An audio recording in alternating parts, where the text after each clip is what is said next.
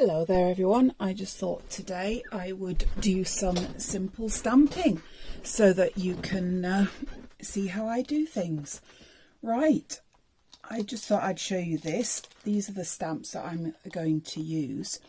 I've just recently received these, so I've yet to stamp with them, and a wise person once told me that with a new set of stamps it's a good idea to stamp them all out so you get to see what they look like. These are Clarity stamps and they've been designed by Cherry Green, and this is how she's coloured them, and it's always great for inspiration to give you ideas of what to do. When I'm stamping, I like to use a thin silicone mat underneath.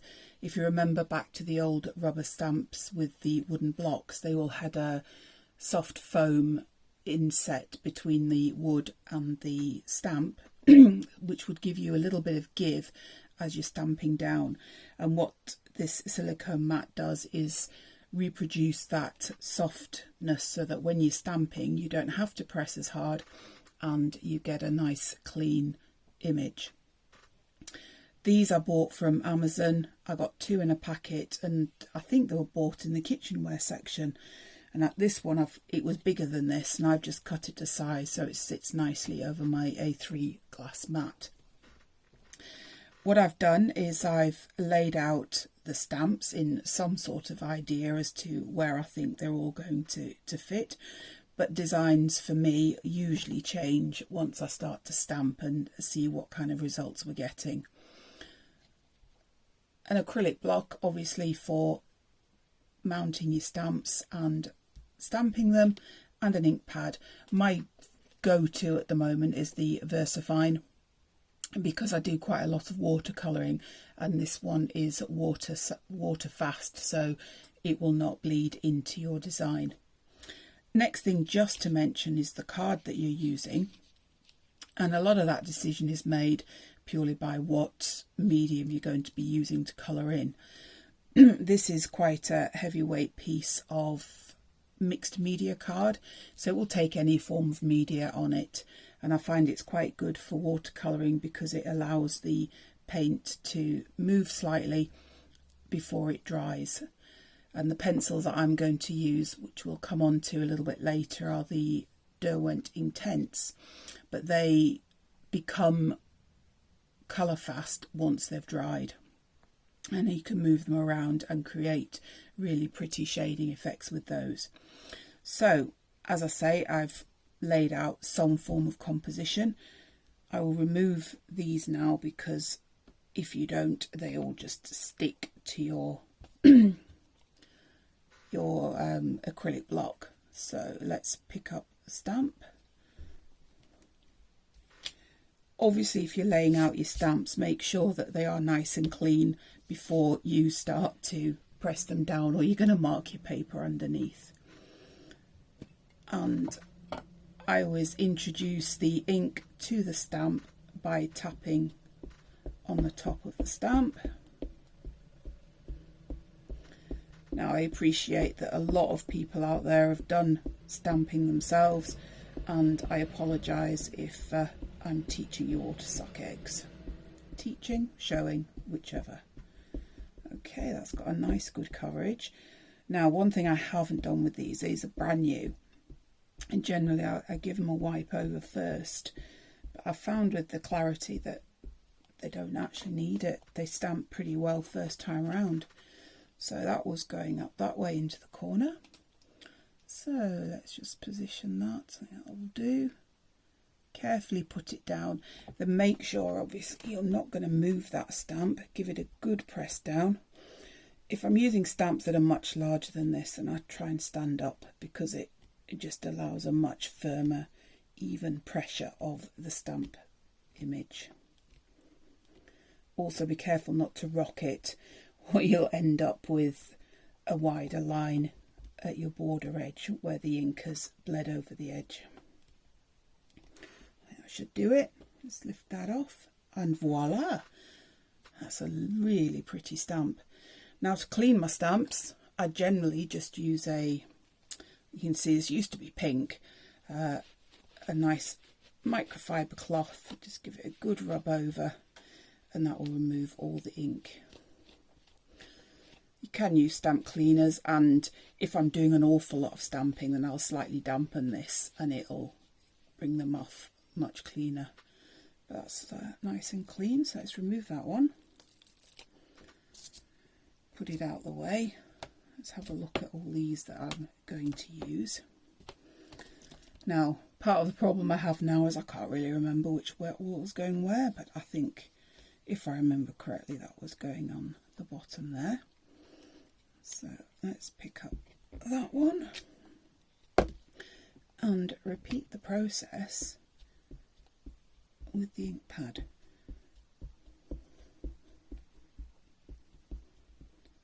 There we go. I think that's it covered.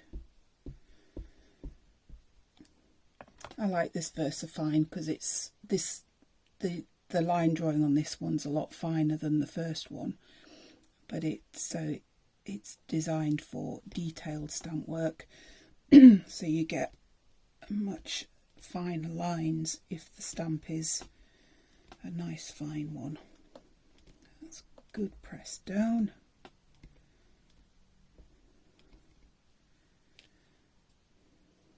Yeah, that's a really pretty stamp as well. I've quite a few of Cherry Green stamps. I think they're all stunning. And she does a lot of the butterfly types. Then I think, if I remember correctly, that was going across there with these two behind and that one up in that corner. As I say, composition always changes, but as this is pretty much a test piece, it doesn't really matter as long as I've stamped them all. Okay, so let's go with this one at the bottom.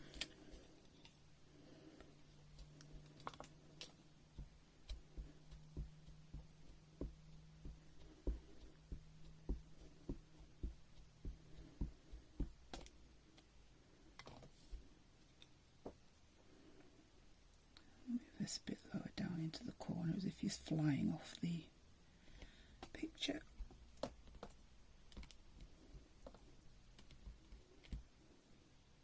Beautiful. Now, I have found before when I've been stamping larger pictures that I can sometimes get to this stage and then make a mistake and get very upset with myself. And one of the biggest mistakes I've made is that I've dropped inked up stamps back onto my work. So it's very important that you keep a good hold of this once you've got your stamp inked up, or you end up with part stamped images exactly where you don't need them. And it's really frustrating if you've spent ages working out a composition. Some of my larger pictures that I've done that you'll see posted on other Facebook pages, I can use up to 25, 40 stamps. So as you can imagine, when you get into the last few, if you do a mistake like that, it's very annoying. Oh, now that's come up really clear, hasn't it? Beautiful stamp.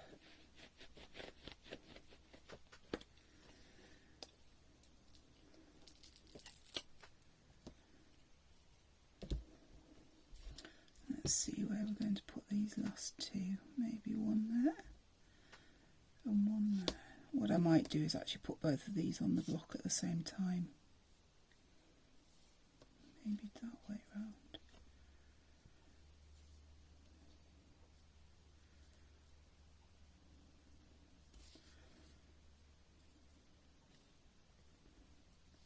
Yeah, let's do that.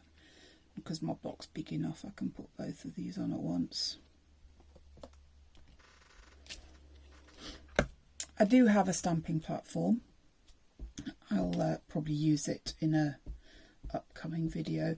But as I say, I tend to make a lot bigger pieces, usually A3, and I've not yet found a stamping platform large enough to take those size pages without creasing or bending at the corners where the lid comes over. So this is the careful one to make sure we don't drop that. That will do. Carefully drop it onto the paper and give a good press, making sure that you support the acrylic block so that it doesn't rock or move. Good press. Let's lift up. Oh, there we go. Now, I'm very happy with that. I think they're lovely stamps. You could probably maybe add some flowers or something. We'll see. Okay, so that's all my stamps nice and clean. Oh, very sticky. Let's move the acrylic block, and then what I always do is put them all away so that they're kept nice and safe. Oh, where's that one gone? There we go. And if you look after your stamps properly, they will last you a lifetime. I have got some very old stamps in my collection. I've got some from about 20 odd years ago that are still all good and still work perfectly well. Let's just pop this away.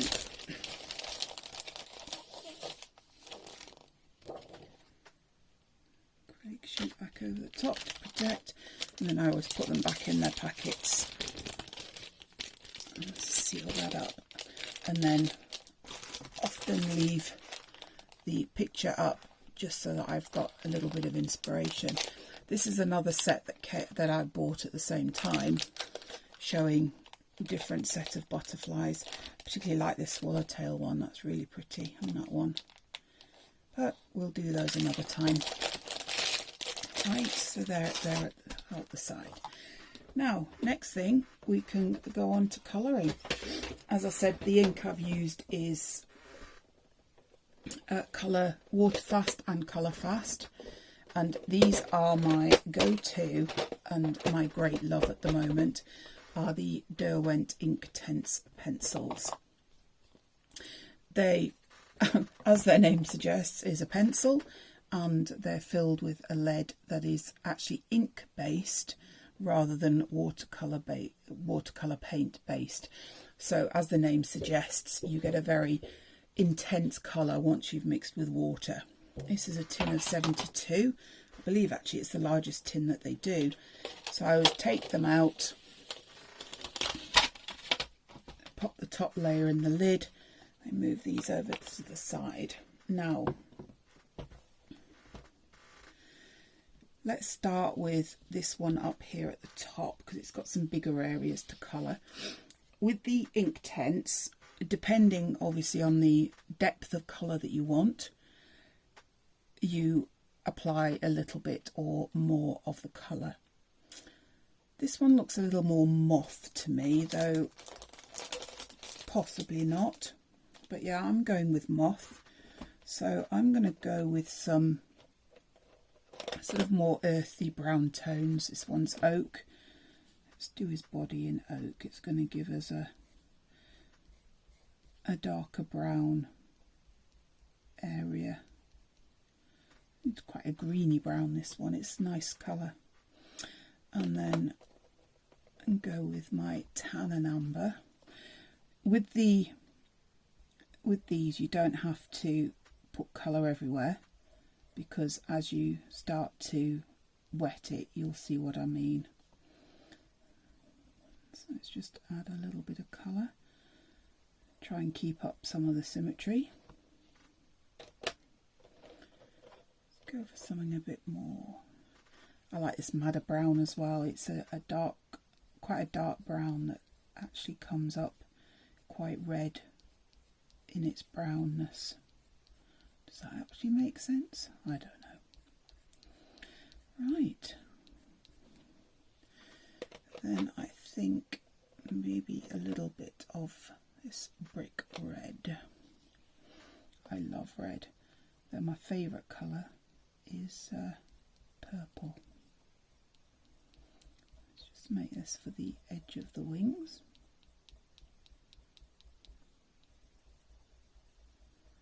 As you can see, I'm only colouring quite lightly.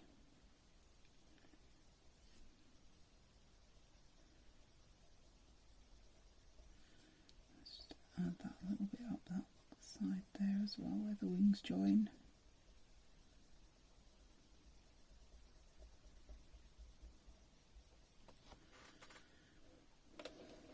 Put a splash of yellow in, I think.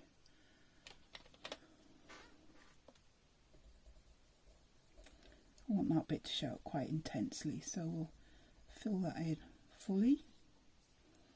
Let's do that bit as well.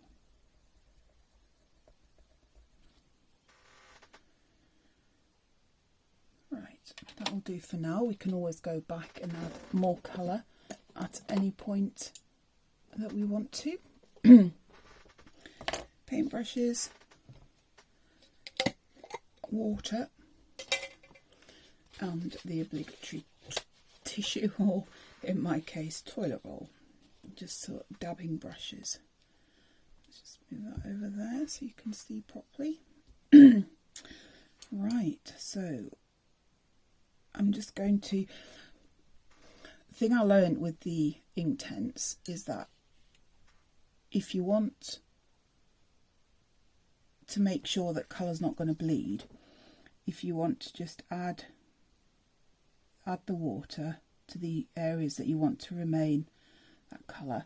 And as you can see, this is coming up much more intense now that we've added the water.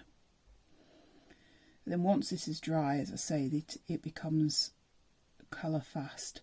So if you're careful when you're colouring around, this yellow won't bleed. But always turn your work as well to make sure it's much easier for you to work, get the right angle. Now let's do his body and start in the middle and then just move the colour towards the edge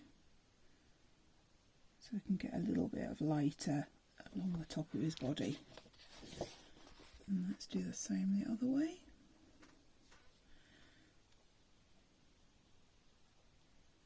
There you can see I've got a bit more white on that side. There we go. And just colour his. So yeah, you can see how the colours become really intense when you put the water on, and you can move the colour around. Right,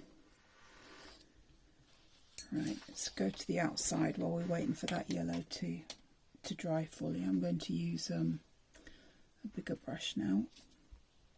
Now if you're wanting to shade, I've figured out the best way to do it is to start away from where you've put your colour in and wet this bit of paper, and then as you go in, always use this little round and round motion. And because you've already put water on, it makes it easier for the colour to move. And then just to make sure you've picked up all the colour that you've actually activated all your colour. I suppose that's a good way of looking at it. Activate your colour, and then you can just dab the brush a little bit so we don't get it too thick down this side. But you get that nice, really pretty shading with these. A bit more water on there. And again, round and round motion with a wet brush. And you can see how all your colouring in lines blend out. Let's go to the other side.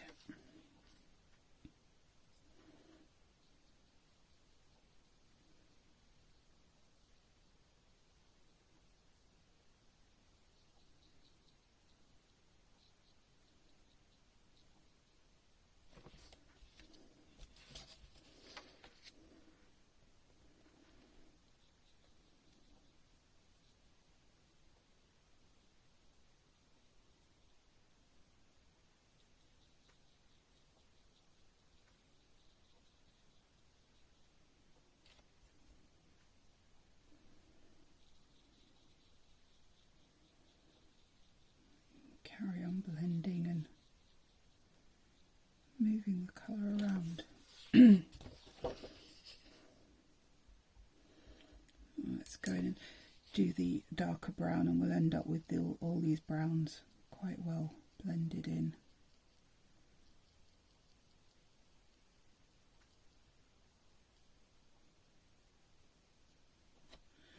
If you need to just take a bit of colour off your brush.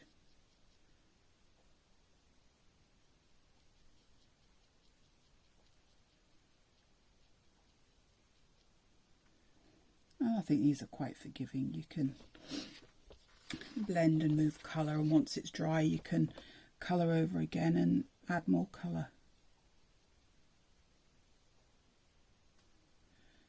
If you colour it onto wet paper, you'll end up with pencil lines that you can't eventually get blended out.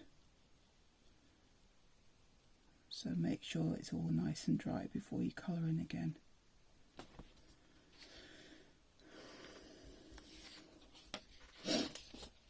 Let's just do these bits that I did in the amber.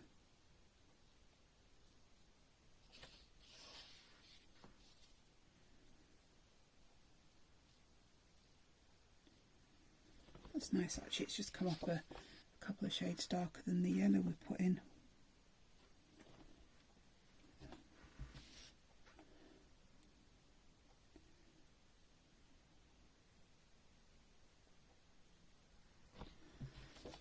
Let's turn that around. I tend to always work with the colour uppermost. Get it blended in better.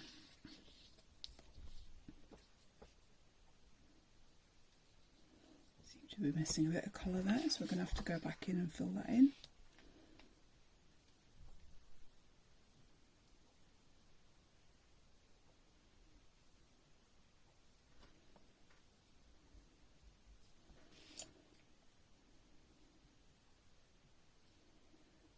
And as I say, it's just a case of getting the colour spread to how you want it.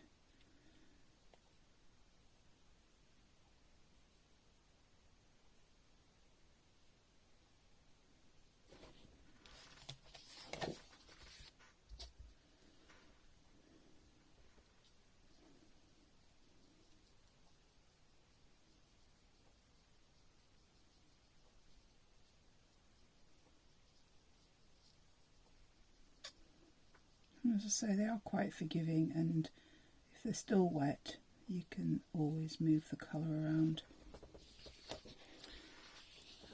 Not bad at all. Now just one last thing, I'm not going to sit and colour all of these in, but if you what's also great about these pencils is that if you wanted to apply colour to a very specific area, and this is still a little bit wet so I wouldn't want to do it straight away, let's brighten up these little bits here. And what you can do is with a wet brush pick up the pigment off the end of the pencil, that's on your brush, and then just go straight onto, there we go, with a little bit of orange, and do that again for the other side. Though I have to be careful doing this because I was doing this the other day, and as I did this I managed to have a brush that was too wet and I ended up with paint splatters all over my work. There we go. So these have, I love these pencils, they're absolutely amazing. So I think you get great colour. And give him some, go with grey. Go with grey, Payne's grey. I like the Payne's grey, it's got a nice blue tint to it. Well, these are dry because obviously we haven't. And let's just add in for his feelers as well.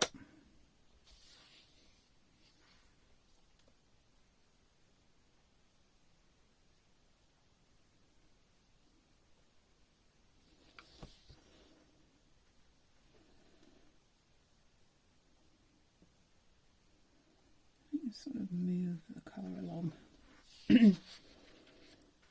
filling in any gaps that you've done with your pencil shading. And there we have.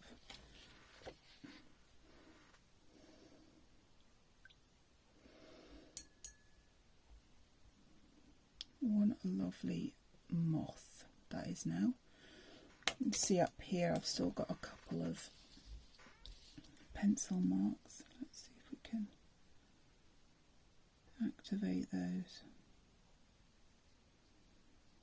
I might go in and add a little bit more detail over these stripy lines on his wings. Okay, well, I will carry on and finish doing these and show you